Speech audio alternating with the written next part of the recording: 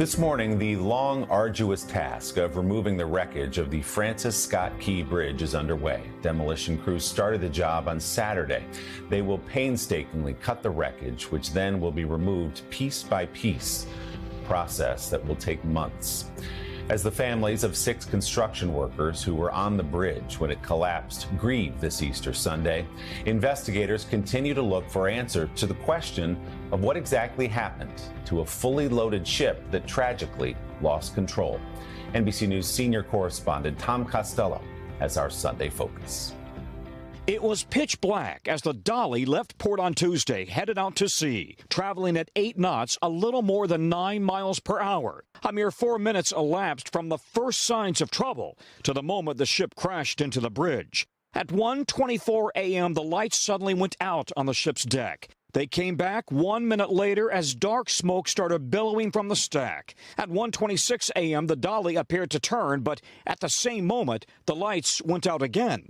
The ship's pilot made an urgent distress call for any nearby tugboats to assist. 2 minutes later, 1:28 a.m., the ship collided with the bridge, the superstructure quickly crumbling into the river below. Police dispatch audio shows officers radioed to stop traffic less than 30 seconds after the distress call. Hold all traffic on the Key Bridge. There's a ship approaching. It just lost their steering. Dashcam video shows the workers on the bridge before the tragedy struck. Dispatch, the whole bridge just fell down.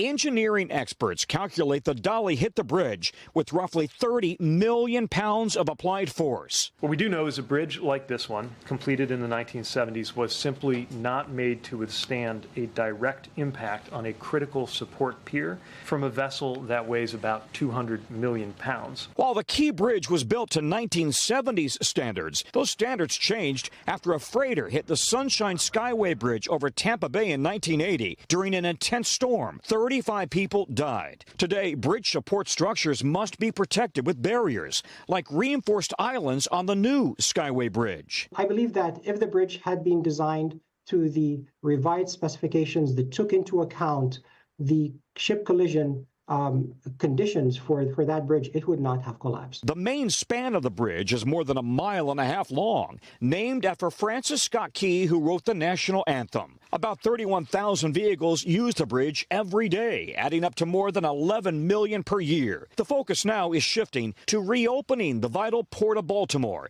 the 9th biggest in the U.S. and the biggest in the nation for car imports and exports, handling more than 750,000 last year alone. The port employs more than 15,000 people a year, generating more than $3 billion in annual revenue. We traveled with the Army Corps of Engineers out on the water to get closer to the debris field that they need to start clearing out. You see that piece of steel that is right there crushing the front, the bow of the ship. That alone weighs 3,000 to 4,000 tons. They've got to cut that into pieces to remove it, and that's just for one stretch of the bridge. This work is very unforgiving, and the planning has to be done in extreme detail, and that's the work that's going on today. Potentially very dangerous. Incredibly dangerous. Experts warn the snarl of commercial traffic on the roads and in the water could make shipping even more expensive in the coming months, driving up inflation. This is not just about Maryland. This is about our nation's economy. For the families of the 6 construction workers lost, the heartache will linger forever. Among those lost, Miguel Luna from El Salvador, who had just celebrated a gender reveal party for his unborn grandchild. A tragedy that will echo for generations.